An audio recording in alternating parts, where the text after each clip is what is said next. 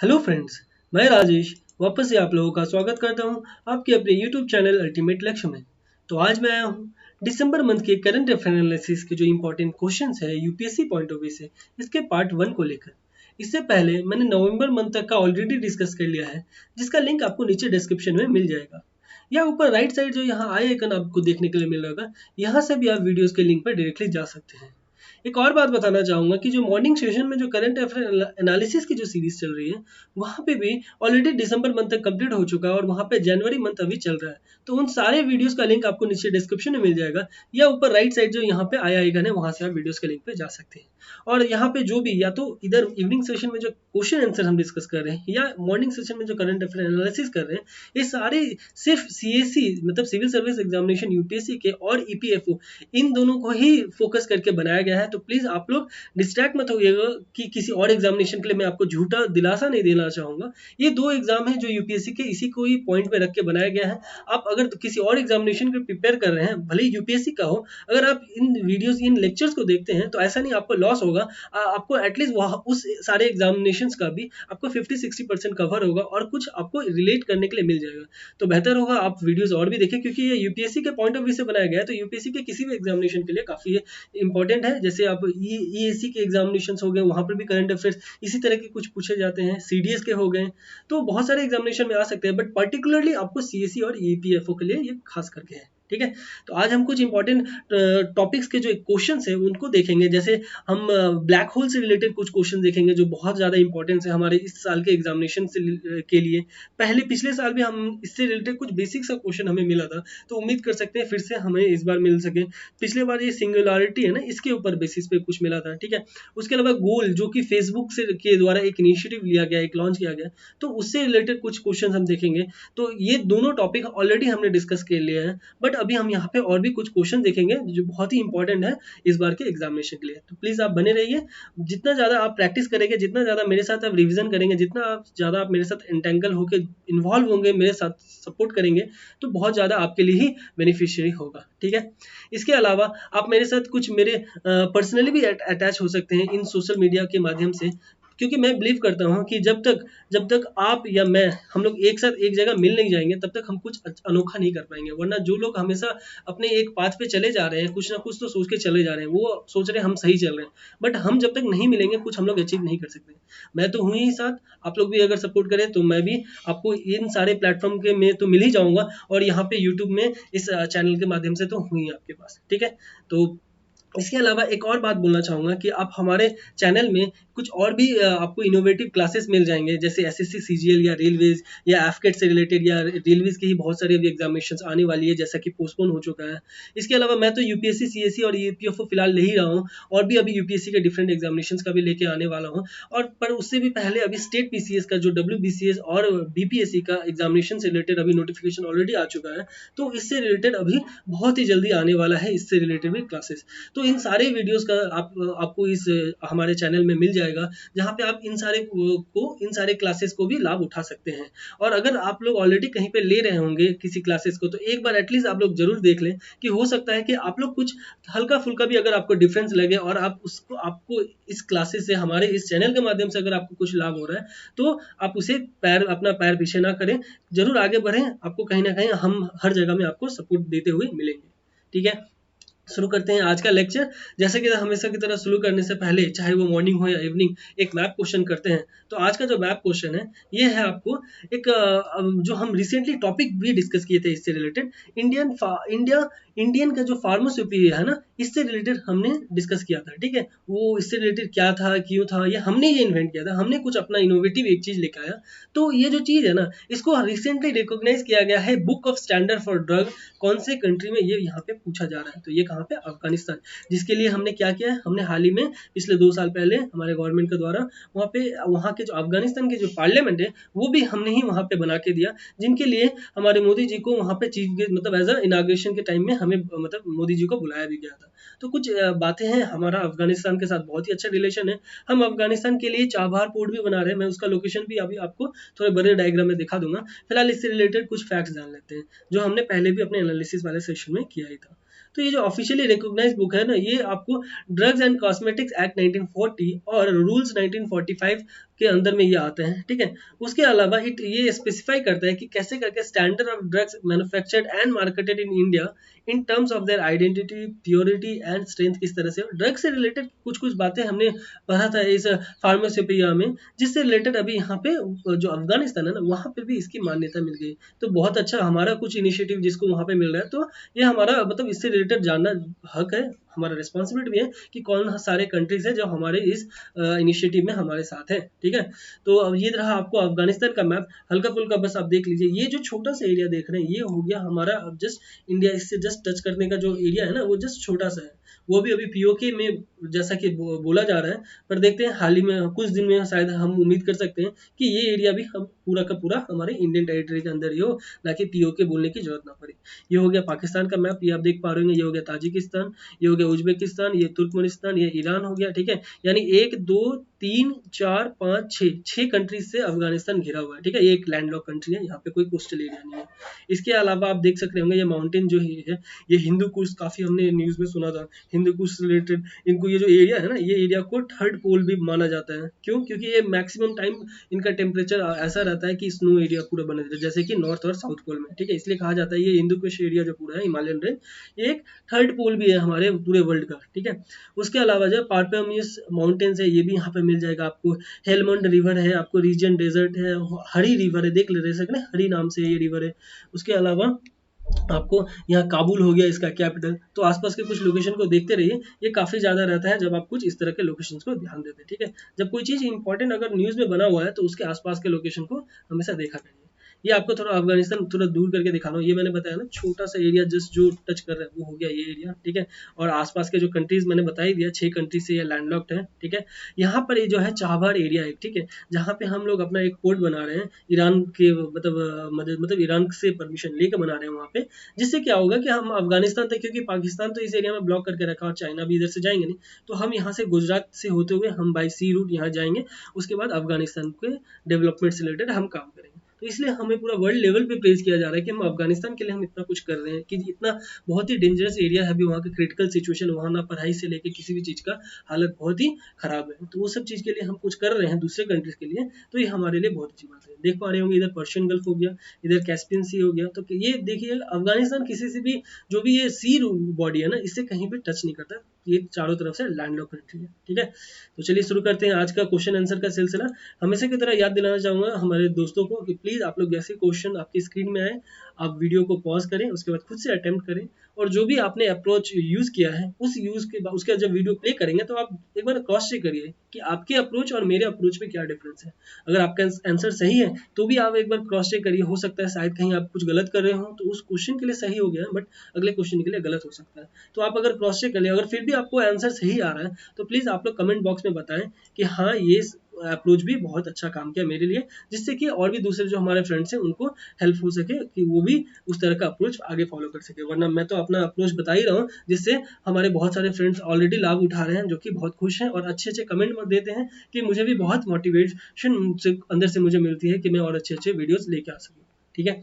तो आज का जो पहला क्वेश्चन है वो है consider the following statements regarding small finance bank SFBs. तो एसएफबी से रिलेटेड आपको हल्का एक ऑलरेडी मैंने डिस्कस किया था, आपको फैक्ट्स पर प्रीलिम्स में भी किया था और आपको एनालिसिस वाले में भी बहुत अच्छे से क्लियरली समझाया भी था, ठीक है। तो ये एसएफबी से रिलेटेड यहाँ 3 स्टेटमेंट दिया हुआ है और हमें करेक्ट स्टेटमेंट ही पूछा जा रहा है, ठीक है। तो बोल रहा है कि SFB mainly finance small business units. तो कि मेनली क्या ये स्मॉल फाइनेंस बिजनेस यूनिट को फाइनेंस करता है, स्मॉल एंड मार्जिनल फार्मर्स को करता है, अनऑर्गेनाइज सेक्टर और एंटिटीज को भी ये करता है। तो ये क्या सही बात है? चलिए देख लेते हैं। दूसरा बोल रहा है कि दे डू नॉट डिस्ट्रीब्यूट, देखिए डू नॉट ये तो फेवरेट वर्ड है यूपीएससी का, ध्यान देते हुए चलिएगा। They do not distribute financial product such as mutual funds and insurance. तो म्यूचुअल फंड और इंश्योरेंस ये बोलते हैं कि इनमें एसएफबीज में नहीं है। चलिए देख लेते हैं। तीसरा स्टेटमेंट है payment banks can apply for conversion into small finance bank after 5 years of operation. तो 5 साल के ऑपरेशन के बाद ही कोई भी पेमेंट बैंक हो ना वो अपने आप को कन्वर्ट करवा सकते हैं स्मॉल फाइनेंस बैंक में, ठीक है। ये पेमेंट बैंक आपको मैंने अच्छे से बताया था, अभी आंसर आपको बताते हुए मैं और भी आपको याद दिलाऊंगा कि कैसे करके मैंने आपको समझाया था, ठीक है। तो आपको आंसर हो गया ऑप्शन सी, यानी कि स्टेटमेंट 1 और 3 सही है बट 2 गलत है। ये डू नॉट वाला बात गलत है, जैसे मैंने बोला ना ये डू नॉट नहीं, ये सच में करता है। ये म्यूचुअल फंड और इंश्योरेंस ये सिर्फ पेमेंट मतलब ये सिर्फ स्मॉल फाइनेंस बैंक नहीं, ये तो पेमेंट बैंक का भी ये एक है मतलब फीचर्स कि वो भी म्यूचुअल फंड्स और इंश्योरेंस आपको देते हैं। आप अगर पेटीएम यूज़ करते होंगे तो आपको वहाँ पे बहुत सारे ऑप्शन मिलते होंगे, या और भी जो भी आपके पास पेटीएम पेमेंट बैंक्स होंगे ना, जो भी आपके फ़ोन में होगा, तो उसमें भी आप देख रहे होंगे कि बहुत सारे चीज़ जो है आपको फीचर्स मिलेंगे स्मॉल फाइनेंस बैंक से रिलेटेड। और पेटीएम के पास भी एक स्मॉल फाइनेंस बैंक है, जैसा कि अगर आप लोग एप्लीकेशन यूज़ करते होंगे तो आपको वहाँ पे ऑप्शन भी मिलता होगा, ठीक है। तो इसीलिए ये कुछ यहाँ बोल रहा है कि म्यूचुअल फंड्स और इंश्योरेंस वहाँ पे है ये फीचर, तो ये स्टेटमेंट इसलिए ये गलत है क्योंकि डो नॉट नहीं होगा, ये होगा, ठीक है। तो कुछ कुछ बात हो गया। और वो जो भी यहाँ पे इंटर रिलेटेड यहाँ पे बात था कि जो भी आपको जो होना चाहिए कैपिटल, वो लगभग आपको 100 करोड़ से 200 करोड़ का यहाँ बढ़ाया जा रहा है। 5 साल के बाद आप कन्वर्ट करा सकते हैं। तो ये सब ऑलरेडी हमने पहले भी डिस्कस कर लिया था। तो उम्मीद कर सकता हूँ कि मैंने आप लोग ने इस क्वेश्चन का आंसर सही किया होगा, ठीक है। तो हम बढ़ते हैं अगले क्वेश्चन पे। Consider the following statements. फिर दिया हुआ है आपको यहाँ पे 3 स्टेटमेंट और आपको करेक्ट ही पूछा जा रहा है। ध्यान दीजिएगा, इंपॉर्टेंट वर्ड जो किसी क्वेश्चन का होता है ना इस तरह के यूपीएससी के लिए स्पेशली, तो ये करेक्ट स्टेटमेंट जो करेक्ट या इनकरेक्ट है ये आपको ध्यान देना है सबसे पहले। उसके बाद आप तीनों स्टेटमेंट को देखना शुरू करिएगा इसके हिसाब से कि आपको करेक्ट, आप दिमाग में लेके चल रहे हैं हमको करेक्ट स्टेटमेंट खोजना है, तो उसके हिसाब से कीवर्ड को खोजिए और स्टेटमेंट को जज करिए, ठीक है।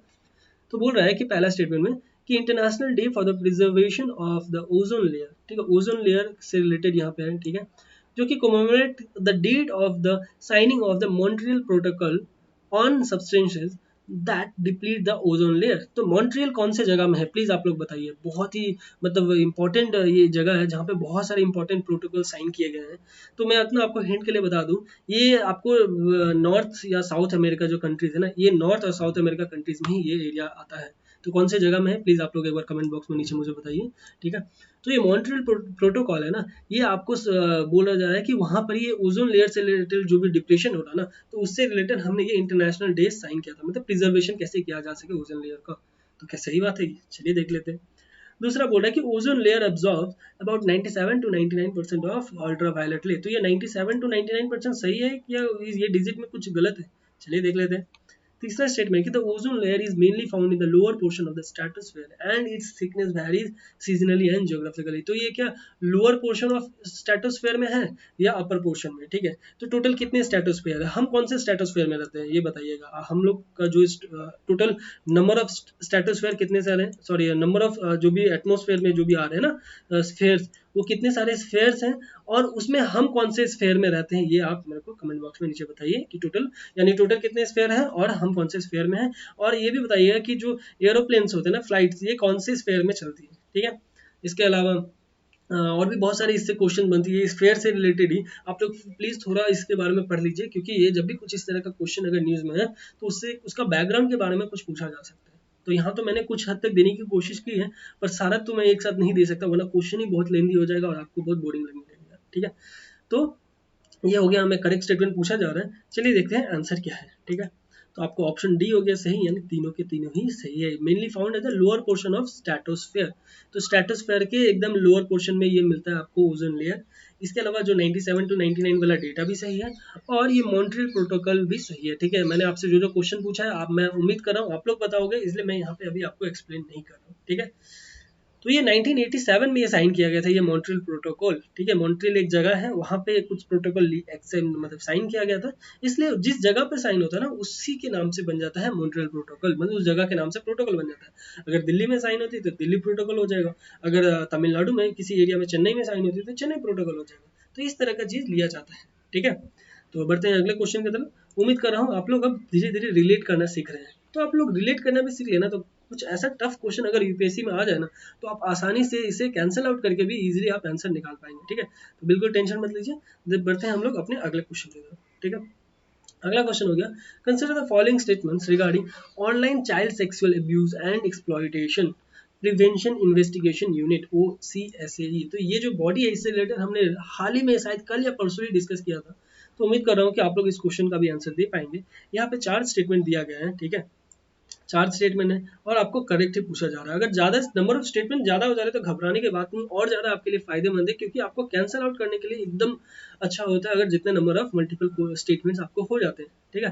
पहला बोल रहा है कि ministry of women child and development has setup an online, मतलब ये जो OCSAE है ना, इसका जो सेटअप किया गया है ये MWC जो है ना women ministry, women and child ministry, इनके द्वारा किया गया। तो ये हो गया यहाँ का कीवर्ड, ठीक है।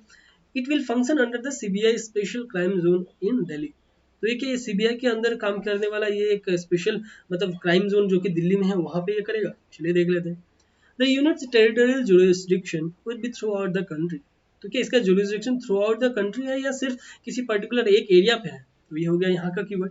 तो चौथा स्टेटमेंट है it will prove such offences covered under various provisions of the IPC and the protection of मतलब पोक्सो एक्ट जो भी है, ठीक है, इससे रिलेटेड बोल रहा है। तो ये क्या सही बात है? ये जो आईपीसी और ये पोक्सो और उसके बाद आईटी एक्ट जो है इन सबसे रिलेटेड जो बोल रहा है, ये क्या सही बात है? चलिए देख लेते हैं करेक्ट स्टेटमेंट क्या है, हम भी फिर उसके बाद जज करते हैं क्या सही है। तो ये ऑप्शन सी हो गया सही, यानी स्टेटमेंट 2, 3, 4 तो सही है, बट स्टेटमेंट 1 जो है वो गलत है, क्योंकि ये मिनिस्ट्री ऑफ वुमेन चाइल्ड नहीं है, ये सीबीआई के द्वारा खुद का ये सेटअप किया गया है। इस तरह का जो child sexual abuse and exploitation जो है ना, ये यूनिट ये सीबीआई के द्वारा खुद के लिया गया है, इसलिए वो सिर्फ दिल्ली के ही एरिया में काम कर रहे हैं। बट जो उनका यूनिट टेरिटोरियल जुरिस्डिक्शन है ना, वो थ्रू आउट द कंट्री होगा। ठीक है, तो ये सब कुछ कुछ बातें हो गया, इंपॉर्टेंट है, प्लीज आप थोड़ा ध्यान रखिएगा। ये ओसीएसए से रिलेटेड, क्योंकि ये किसी मिनिस्ट्री के द्वारा नहीं है, सीबीआई का खुद का है। और सीबीआई को पावर कहाँ से मिलते हैं, किस एक्ट से मिलते हैं? तो प्लीज आप लोग मुझे ये कमेंट बॉक्स में बताइए कि सीबीआई को किस एक्ट से पावर मिलता है जिससे वो काम करते हैं। ठीक है, क्योंकि हाल ही में सीबीआई बहुत ज़्यादा न्यूज़ में था, जब से आंध्र प्रदेश और वेस्ट बंगाल उनके अगेंस्ट चले गया था। तो बहुत सारे जो एसेट जो है वो सब चीज़ में वो जनरल कंसेंट होता है ना, उनको उन्होंने ना कर दिया था कि हमें नहीं चाहिए सीबीआई। तो इस तरह का कुछ कुछ इशू उठी थी। उम्मीद कर रहा हूँ कि आप लोग को उस न्यूज़ से रिलेटेड पता होगा। तो अगला क्वेश्चन है, consider the following statements regarding automotive mission plan. ठीक है, एएमपी। तो एएमपी से रिलेटेड आपको 2 स्टेटमेंट दिया। देखिए यहाँ कम स्टेटमेंट है, बट ये बहुत ज़्यादा कंफ्यूजिंग है, उससे भी ज़्यादा, क्योंकि कम स्टेटमेंट यानी ज़्यादा आपको अच्छे से पढ़ना होगा। बड़े स्टेटमेंट को आप कैंसिल आउट इजीली कर सकते हैं। ठीक है, बड़े स्टेटमेंट मीन्स अगर नंबर ऑफ स्टेटमेंट ज़्यादा हो। पहला स्टेटमेंट बोल रहा है कि जो एएमपी 2026 है, ठीक है, 2026 is a collective vision of the government of India and the automotive industry on where the various segments of automotive industry need to be by 2026 in terms of size and देखिए इतना बड़ा statement आ गया। ऐसे statement को तो सबसे पहले आप सही मान लीजिए, बस सिर्फ आप ये जो नंबर दिया हुआ ना, इसको थोड़ा अगर आपका क्लियरिटी हो आपके अंदर, तो आप ऐसे स्टेटमेंट को हमेशा सही रखिए। ठीक है, दूसरा स्टेटमेंट है, it aims to promote safe efficient comfortable mobility of every person in the country. तो ये भी जो एवरी पर्सन के लिए रिलेटेड बोल दिया है, तो आप ऐसे कोई स्टेटमेंट का आप अंदाजा लगा ही सकते हो कि ऐसे स्टेटमेंट क्या हो सकते हैं। ठीक है, आंसर की तरफ बढ़ते मैं आपको फिर और अच्छे से बताता हूँ। तो ऑप्शन सी दोनों के दोनों सही है, क्योंकि एवरी पर्सन के लिए देखा जाएगा ना। आप सोचिए ना, प्रमोट सेफ या एफिशिएंट कंफर्टेबल मोबिलिटी, ये किसी क्या सिर्फ डिजेबल पर्सन के लिए होगा या सिर्फ वुमेन के लिए होगा? नहीं ना, ये तो सबके लिए होगा। तो आपको रीड करने की, जब आप स्टेटमेंट रीड कर रहे हो तो आपको खुद ही ऐसा पता होना चाहिए। ठीक है, वैसे 2026 का अगर आपको क्लियर हो, क्योंकि हो सकता है मैंने आपको बताया था कि 2022 यानी 2022, 2024 और 2025 इसके साथ 2030, ये 4 जो ईयर्स है ना, इसमें वो जो भी चीज़ हो रही है वो बहुत ही ज़्यादा इंपॉर्टेंट है। और यहाँ पे 2026 का यहाँ पर बात बोल दिया है, तो थोड़ा आपको ध्यान में रखना होगा, क्योंकि ये भी कुछ मेक इन इंडिया प्रोग्राम के तहत इस ऑटोमेशन इंडस्ट्री को कैसे उभारा जा सके, उसको ये ध्यान देके बताया जा रहा है। तो इससे थोड़ा कुछ और इंपॉर्टेंट बन जाते हैं, तो थोड़ा इसको ध्यान रखिएगा। ठीक है, बढ़ते हैं अगले क्वेश्चन की तरफ। हमारा अगला क्वेश्चन हो गया आपको, consider the following statements regarding directorate of revenue intelligence. तो डीआरआई से रिलेटेड यहाँ पे आपको 3 स्टेटमेंट दिया हुआ है। ठीक है, और आपको करेक्ट ही पूछा जा रहा है। ठीक है, तो पहला स्टेटमेंट बोल रहा है कि DRI is the apex anti smuggling agency of India. तो ये क्या एंटी स्मगलिंग एजेंसी का एपेक्स मतलब मेन बॉडी है क्या? उसके अलावा वर्क करता है किसके अंडर में?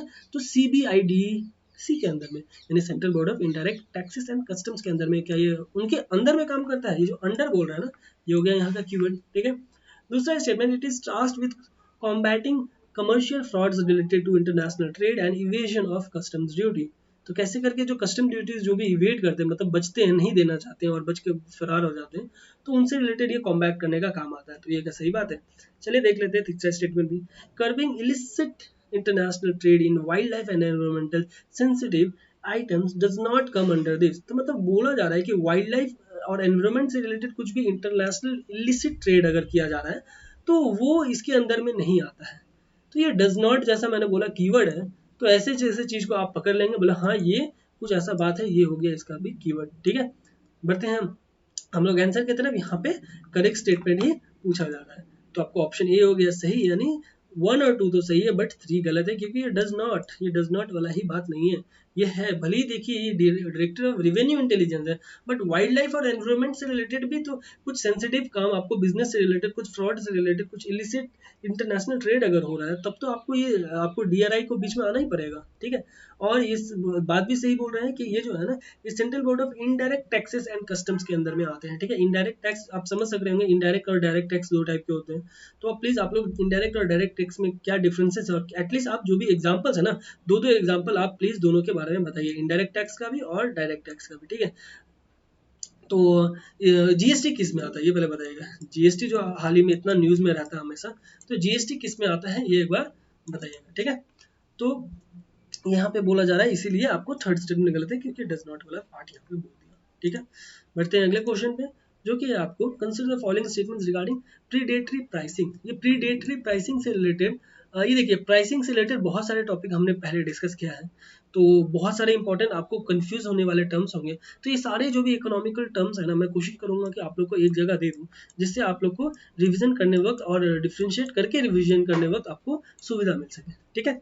तो ये बोल रहा है कि पहला स्टेटमेंट में कि प्रीडेटरी प्राइसिंग जो है is the act of market leader lowering it's prices below it's cost. तो ये एक्ट ऑफ मार्केट लीडर है, जो भी मार्केट का लीडर है ना, सपोज करो आप जियो, ठीक है, जियो एक मार्केट लीडर है, तो वो क्या करता है, अपना बोल रहा है कि प्रीडेटरी प्राइसिंग वो हुआ कि आप मार्केट में जो भी अमाउंट वो चल रहा है ना, मतलब मान लो कि आप लोग को 1 GB का डेटा हर पूरे जितने भी आपको टेलीकॉम डिपार्टमेंट है, टेलीकॉम ऑपरेटर है, वो 100 रुपये करके दे रहे हैं, तो अचानक जियो क्या किया 50 रुपीज करके देने लगा, ठीक है। तो ये हो गया प्राइसिंग को मिनिमम करेंगे, तो ये क्या प्रीडेटरी प्राइसिंग क्या यही हुआ जो बोल रहे हैं। तो यहाँ पे मैं जो एक्सप्लेन किया, ये मैं आपको आंसर नहीं बता रहा हूँ, ये मैं आपको फर्स्ट स्टेटमेंट को एक्सप्लेन कर रहा हूँ, ध्यान दीजिएगा। आप मेरे बताए हुए चीज में रह के आप आंसर गलत मत कर लीजिएगा, बट मैं उम्मीद करता हूँ कि क्वेश्चन जैसे ही आया होगा आपने वीडियो पॉज करके ऑलरेडी आंसर कर दिया, बट मैं फिर भी मैं अभी उनके लिए बता रहा हूँ जो ऑलरेडी फर्स्ट टाइम हमारे साथ वीडियो देख रहे हैं, तो उनको अप्रोच करने का एक तरीका बता रहा हूँ, ठीक है। बाद में आंसर और एक्सप्लेनेशन तो मैं करता ही हूँ, ठीक है। दूसरा स्टेटमेंट है the government supports predatory pricing since it makes the product affordable to all sections of the society, ठीक है। तो गवर्नमेंट सपोर्ट करता है, ये गवर्नमेंट क्या सपोर्ट करता है इस तरह का चीज को, प्रीडेटरी प्राइसिंग को, चलिए देख लेते हैं। तीसरा बोल रहा है new market entrance offering temporary deep discount is also considered predatory. तो कोई भी नया मार्केट का जो अंदर आए और वो आते ही टेम्पररी या डीप डिस्काउंट है, कोई भी देखिए, अगर आप कल को मार्केट में जा रहे हो तो आप अपना तरफ से कुछ डिस्काउंट्स दोगे ना, तब तो आप मार्केट में आपको मतलब क्या बोलते हैं, पब्लिक को अपनी तरफ अट्रैक्ट करोगे। देखते हैं ना बड़े बड़े होर्डिंग्स में लिखे रहते हैं 50% डिस्काउंट, 60% डिस्काउंट, जब भी किसी जगह नया कुछ शॉप खुलता है। तो क्या ये भी क्या प्रीडेटरी है, चलिए देख लेते हैं। करेक्ट स्टेटमेंट हमें पूछा जा रहा है, ठीक है।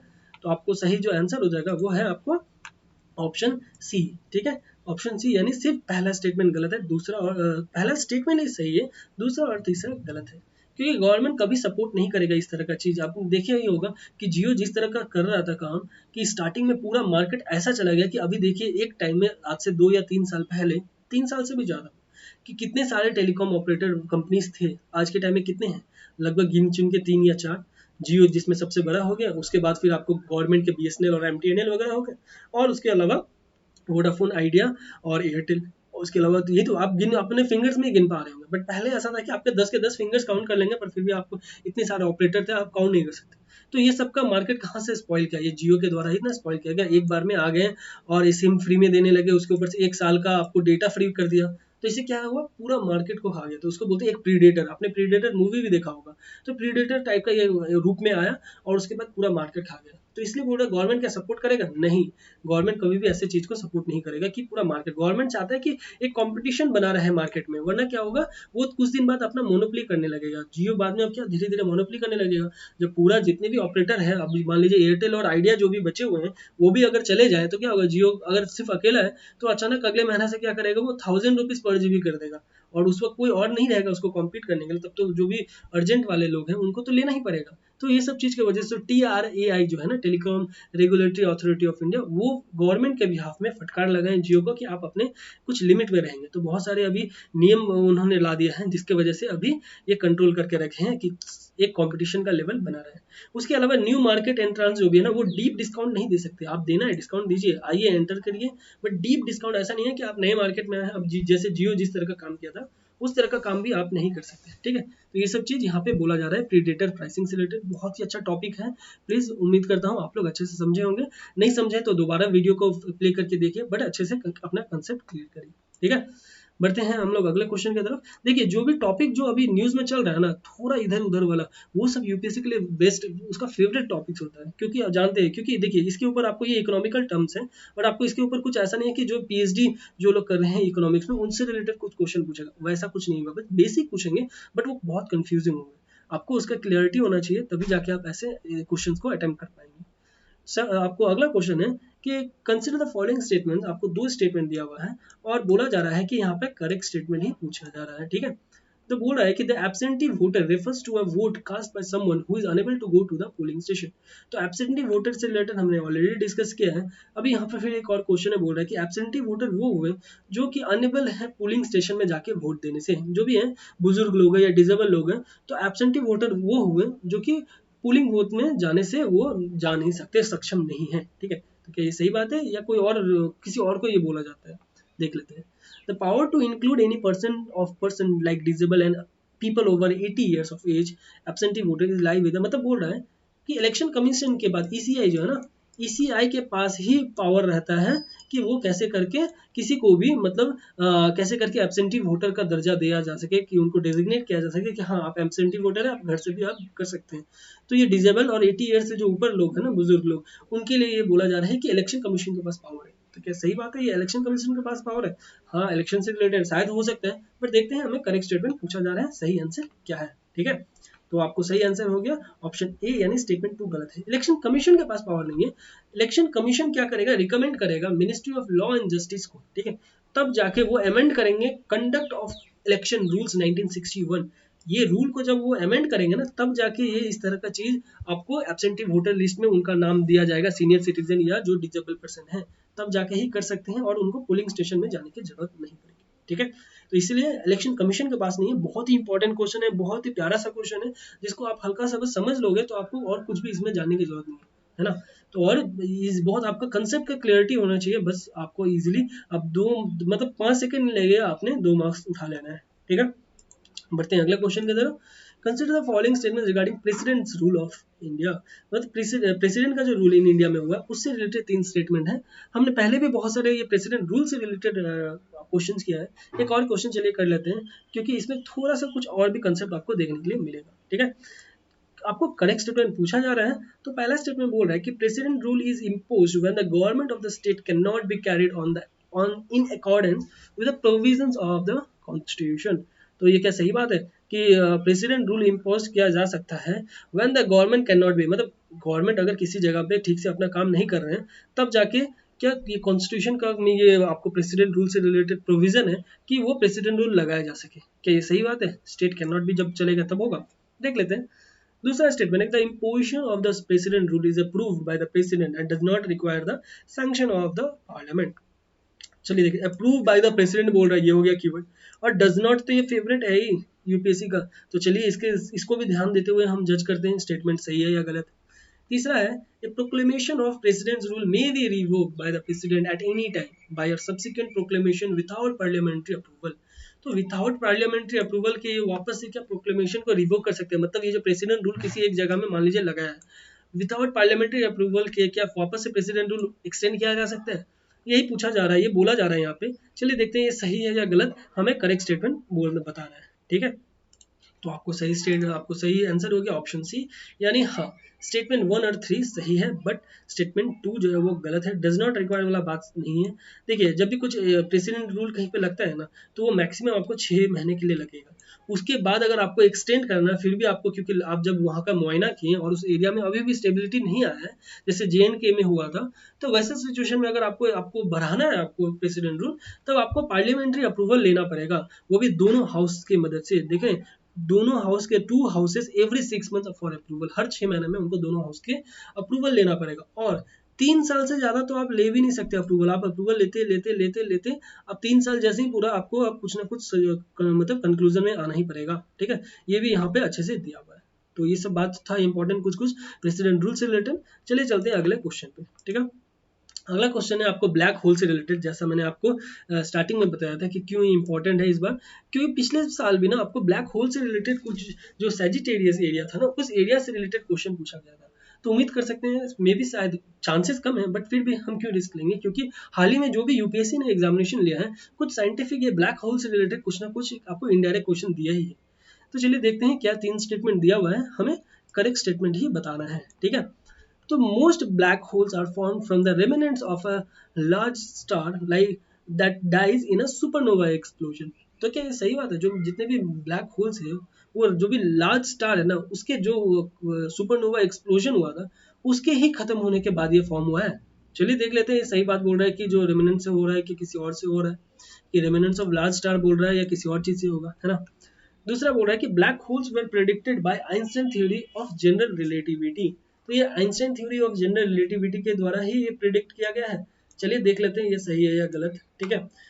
आपको तीसरा स्टेटमेंट बोल रहा है कि scientist can directly observe black holes. तो ये क्या डायरेक्टली ऑब्जर्व कर सकते हैं?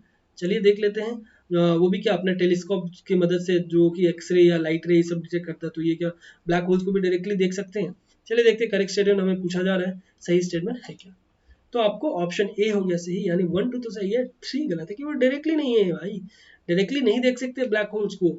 ये आपको एक्सरे वगैरह ये सब में चलिए काम आता था, बट इस ब्लैक होल को नहीं देख सकते, बशर्ते कि वो जो उसमें सिर्फ ये बात बोल रहा है कि जो ब्लैक होल्स का जो स्टडी किया गया है उसके जो इफेक्ट्स है ना उससे देखा गया है कि जब भी ब्लैक होल्स, किसी ब्लैक होल्स को नहीं देख पा रहे हैं हम लोग, अगर ये ब्लैक होल है ये किसी को आपको अंदर ले रहा है, हम ब्लैक होल्स को नहीं देख पा रहे हैं, बट जो भी बॉडी को वो अंदर ले रहा है ना, ये मान लो बॉडी ये धीरे धीरे अटैक हो जा रहा है, तो जैसे ही वो एकदम उसके मुंह पे आ गया ना तो वो बहुत ब्राइट हो जाता है। वो एरिया जो है ना, ये एरिया पूरा ब्राइट ब्राइट ब्राइट ब्राइट हो जाता है। जब ये एरिया ब्राइट होता है ना तब उस चीज को हम देख पाते हैं, तब रिलेट करते हैं अच्छा ये ब्लैक होल के अंदर चला गया है। इसलिए हम लोग डायरेक्टली नहीं देख सकते, हम लोग उसको एजम्पशन कर रहे हैं, हम लोग उसको एज्यूम कर रहे हैं, ठीक है। तो इसलिए ये आपको थर्ड स्टेटमेंट गलत है, पहला और दूसरा तो सही है। अगला आपको क्वेश्चन हो गया, आपको ये आयोडीन से रिलेटेड, नमक से रिलेटेड हमने ऑलरेडी डिस्कस किया था। फिर एक क्वेश्चन है, बस बेसिक सा ये पिछले बार से कुछ कुछ मैंने एक स्टेटमेंट आपको मिलता हुआ जो मिलेगा, बाकी जो 2 स्टेटमेंट है वो आपको डिफरेंट है, ठीक है। बोल रहा है कि iodine is a vital micro nutrient for optimal mental and physical development of human beings. तो ये क्या माइक्रो न्यूट्रिएंट है या मैक्रो न्यूट्रिएंट है, ये हो गया यहाँ का कीवर्ड। दूसरा बोल रहा है कि Rajasthan produces maximum amount of salt, तो राजस्थान करता है। उसके और बाद बोल रहा है कि सेकंड में गुजरात है। चलिए देख लेते हैं। तीसरा बोल रहा है कि deficiency of iodine can result in hypothyroidism, abortion, steel birds, mental retardation and psychomotor defects. तो ये सारी चीज होता है कि आयोडीन की डेफिशिएंसी से, ठीक है। तो हमें करेक्ट स्टेटमेंट पूछा जा रहा है। चलिए देखते हैं सही आंसर क्या है। तो आपको ऑप्शन सी हो गया सही, यानी स्टेटमेंट 1 और 3 सही है, स्टेटमेंट 2 गलत है। ये एक माइक्रो न्यूट्रिएंट है, पिछला बार वाला क्वेश्चन में ये मैक्रो और मैक्रो का डिफरेंस था, इस बार में माइक्रो है, ध्यान दीजिएगा, सही है स्टेटमेंट है। दूसरा गलत है क्योंकि गुजरात है फर्स्ट में, गुजरात फर्स्ट में, राजस्थान सेकंड में और थर्ड में आपको तमिलनाडु है। और एक बात और आपको बता दूं कि तमिलनाडु भले ही देखिए 11% करता है, थर्ड हाईएस्ट है जो कि आपको सॉल्ट का प्रोडक्शन करता है, बट आयोडीन डेफिशिएंट सॉल्ट लेने में नंबर 1 है। यहाँ के लोग वो मतलब तमिलनाडु में सबसे ज्यादा आयोडीन डेफिशिएंट सॉल्ट वहाँ पे कंज्यूम करते हैं, तो उसमें नंबर 1 है, ध्यान दीजिएगा। ये हमारे रिसेंट की एक डेटा में ये बताया गया है, ठीक है। बढ़ते हैं अगले क्वेश्चन पे। आपको अगला क्वेश्चन हो गया गोल, जिससे रिलेटेड मैंने स्टार्टिंग में ही बताया। तो गोइंग ऑनलाइन एज लीडर्स, ये जो गोइंग ऑनलाइन एज लीडर्स है इसके बारे में हमने ऑलरेडी एनालिसिस वाले सेशन में डिस्कस किया था। तो ये एक mission to empower women is launch by. तो अगर आप लोग मेरा जो स्टार्टिंग का पेज में देखे होंगे, यहाँ पे जो एरिया बताया हुआ था, तो वहाँ पे देखे होंगे कि मैंने कौन सा वहाँ पे ऑर्गेनाइजेशन का नाम दिया था। तो ये किससे जुड़ा हुआ है ये हमें पूछा जा रहा है। चारों के चारों डिजिटली एकदम जियांट है हमारे पूरे वर्ल्ड लेवल पे, तो चारों बहुत ही कंफ्यूजिंग हो सकते हैं, आपको इसका सही आंसर पता होना चाहिए। तो इसका सही आंसर हो गया आपको ऑप्शन सी, यानी फेसबुक। फेसबुक के द्वारा ये लॉन्च किया गया था कि कैसे ट्राइबल्स जो भी है ना, जो भी ट्राइबल लड़कियां जो है फीमेल, वो भी बच्चे जो बच्चियां जो होंगे गाँवों में, उनको कैसे करके यंग लीडर्स के तौर पे उभारा जा सके पूरे उनकी कम्युनिटी में। तो ये फेसबुक इस पे ध्यान दे रहे, बहुत ही उतना इनिशिएटिव है फेसबुक के द्वारा। तो चलिए देखते हैं और कितने अच्छे अच्छे उनको स्किल ट्रेनिंग वगैरह कैसे दिया जा सकेगा, तो और कुछ हमें जानने को मिलेगा। बट इस तरह का जो इनिशिएटिव ना, क्योंकि देखिए ये कोई मिनिस्ट्री या कोई गवर्नमेंट या WHO या यूनाइटेड नेशन यहाँ इन्वॉल्व नहीं है, यहाँ फेसबुक इन्वॉल्व है, इसीलिए और ज़्यादा हमारे लिए इंपॉर्टेंट बन जाता है, ठीक है।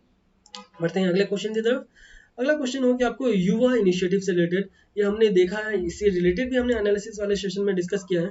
चलिए देखते हैं उससे रिलेटेड, फिर आपको 3 स्टेटमेंट दिया हुआ है और हमें करेक्ट ही पूछा जा रहा है। पहला बोल रहा है कि ये लॉन्च किया गया था यूनेस्को के द्वारा। तो ये क्या यूनेस्को का द्वारा लॉन्च किया गया था या किसी और बॉडी के द्वारा गया था, या यूनाइटेड नेशन का है किसी और बॉडी के द्वारा, ठीक है। दूसरा स्टेटमेंट है, it is a multi stakeholder alliance which aims to facilitate youth inside and outside formal education system to gain relevant skills for productive lives and the future of work।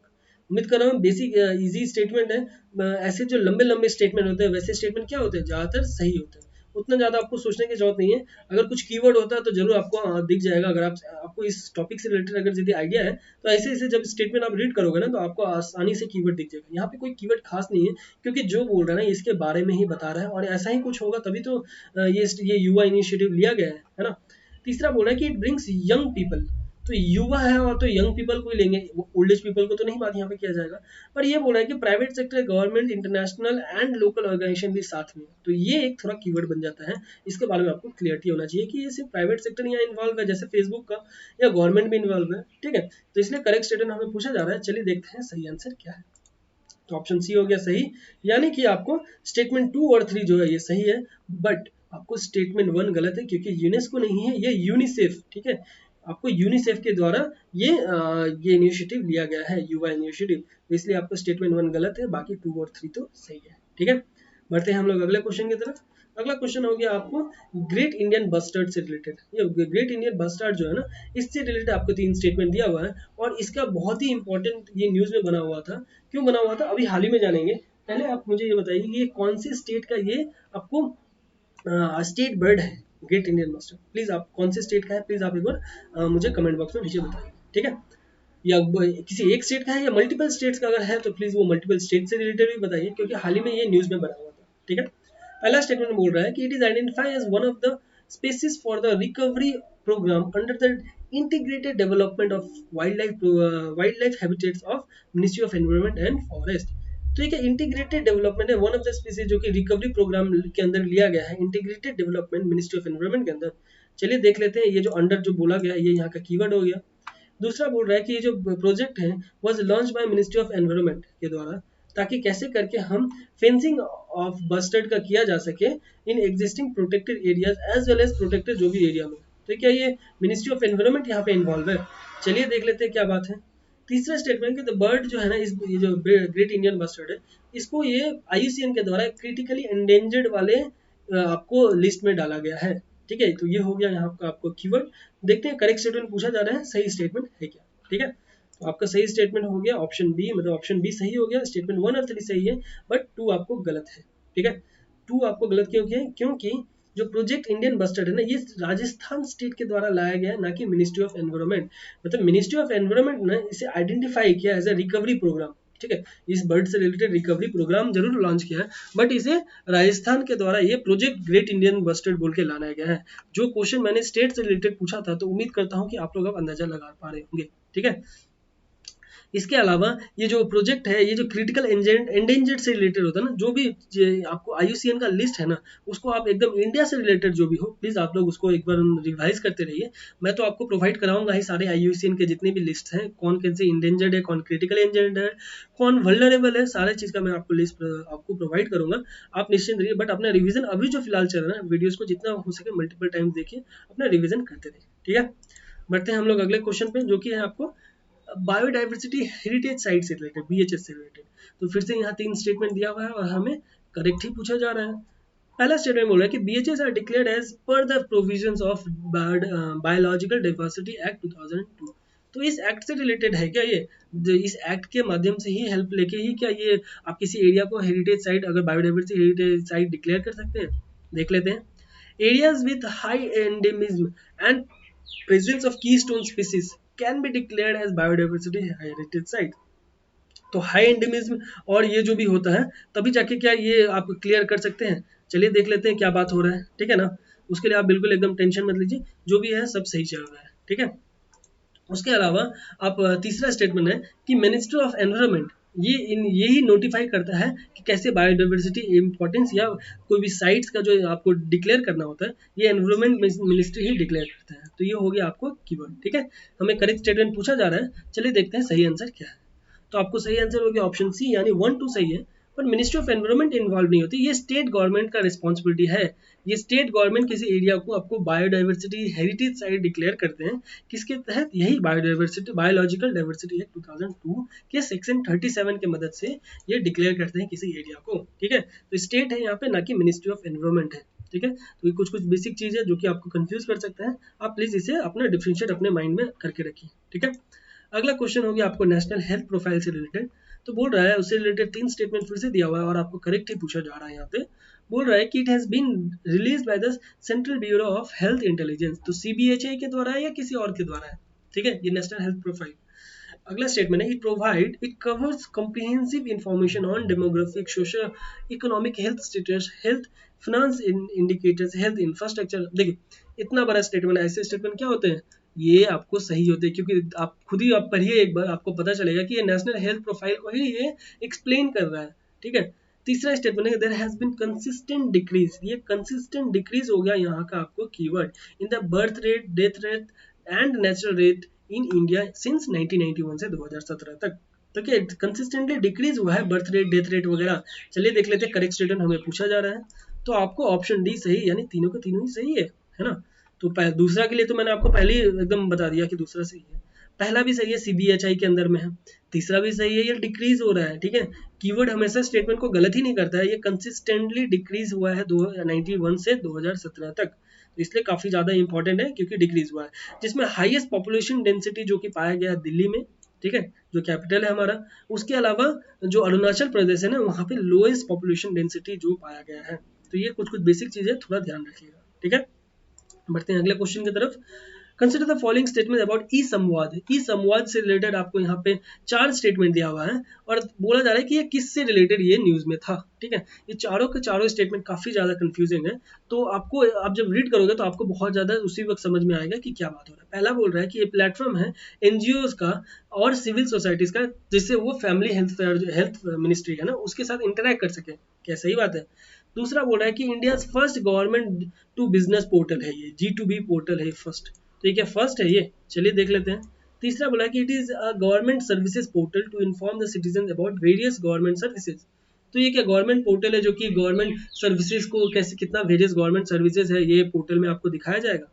चौथा है कि ये एक platform है जिसमें NGO, civil societies जो कि interact करेंगे वुमेन मिनिस्ट्री के साथ। यहाँ पे बोल रहे हैं फर्स्ट में कि हेल्थ मिनिस्ट्री के साथ इंटरेक्ट करेंगे, यहाँ पे बोले वुमेन मिनिस्ट्री के साथ। इसलिए देख पा रहे होंगे ना, इतना ज्यादा कंफ्यूजिंग है ये संवाद पोर्टल।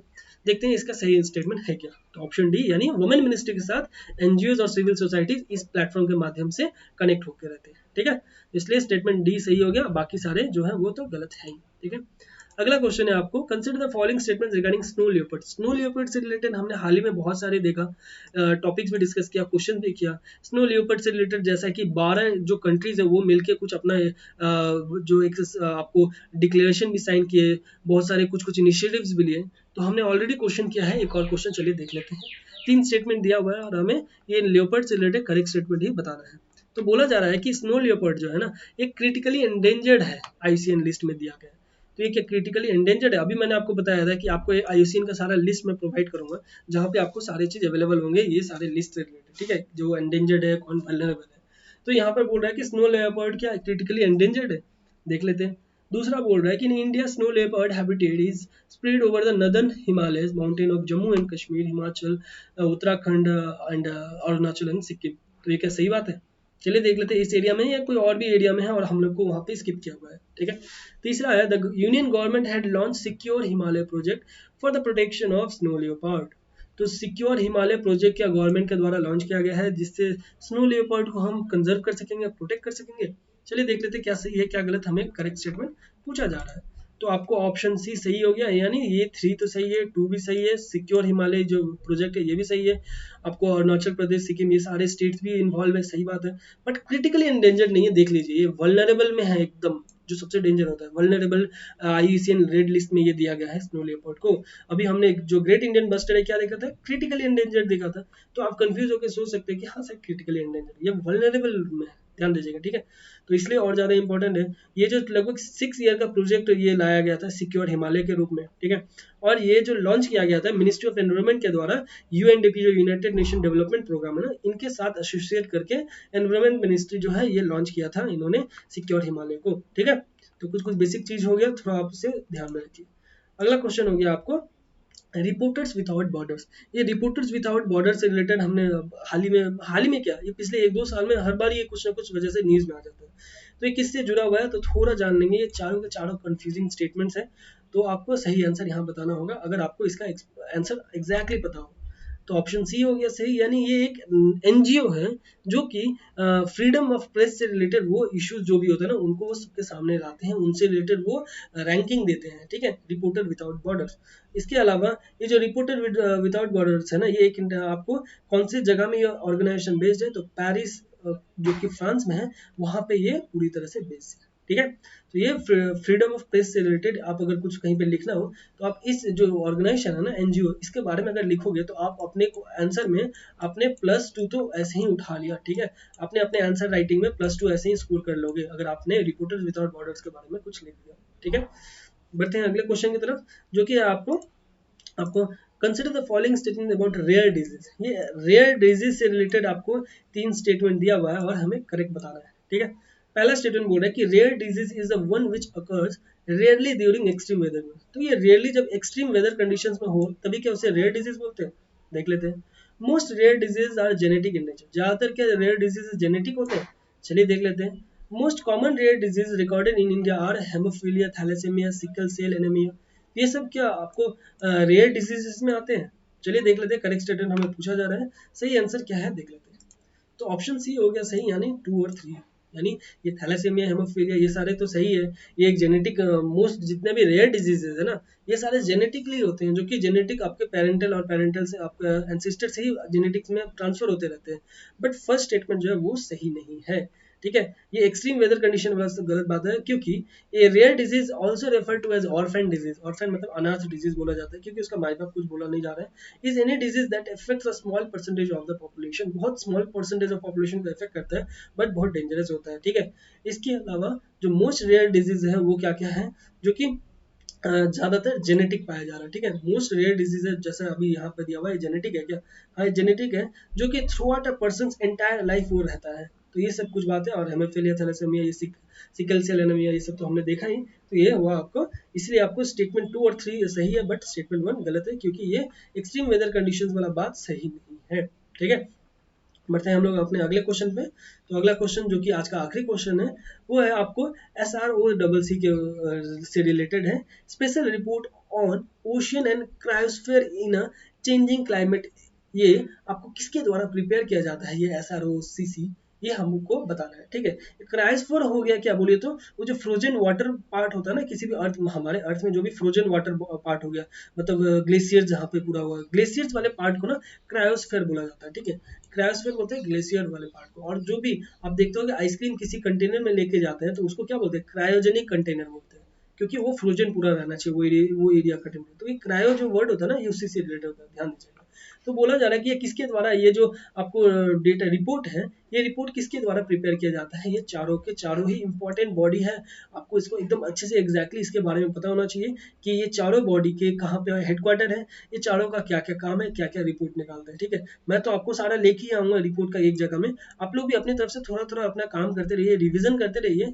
धीरे धीरे आप अपना खुद से जब करते रहोगे ना तो मैं जब प्रोवाइड करूंगा तो आपके लिए वो सोने पे सुहागा काम करेगा, है ना। तो इसलिए रिविजन करते रहिए। चल देखते हैं सही आंसर क्या है। तो आपको ऑप्शन ए सही है, यानी ये आईपीसीसी के द्वारा ये लाया जाता है ये रिपोर्ट, ठीक है। Inter governmental panel on climate change special report on the ocean and cryosphere, जो कि प्रोवाइड करेगा आईपीसीसी का 51st सेशन, जो कि सितंबर 2019 में हुआ मोनाको में, ठीक है। ये मोनाको कहाँ पे है, ये एक कंट्री है, या मोनाको आप सिटी या कुछ एरिया मत समझिएगा। मोनाको एक कंट्री है, आपको जो यूरोप है ना, हमारा ये इंडिया हो गया, ये आपको मिडिल ईस्ट हो गया, यहाँ पे यूरोप जो है ना नीचे मेडिटेरियन सी हो गया, ठीक है। ये मेडिटेरियन सी हो गया एरिया, यहाँ पे यूरोप है, ये मतलब ये पूरा यूरोप है।